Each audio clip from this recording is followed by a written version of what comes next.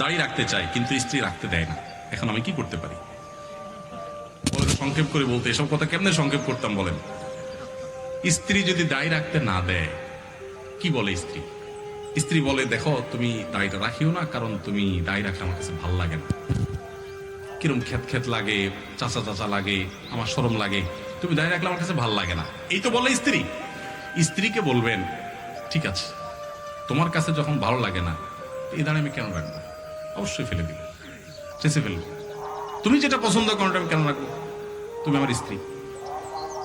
এরপরে বলবেন, আচ্ছা আমারও তো একটা কথা আছে, তোমার তো বলা হয় না, তোমার মাথার চুলগুলো আমার একদম ভাল লাগে না,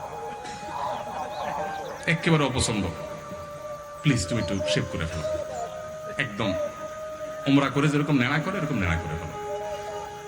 এটা বলার পরে বউ কি বলবে? পরের লাইন কি হবে বলেন?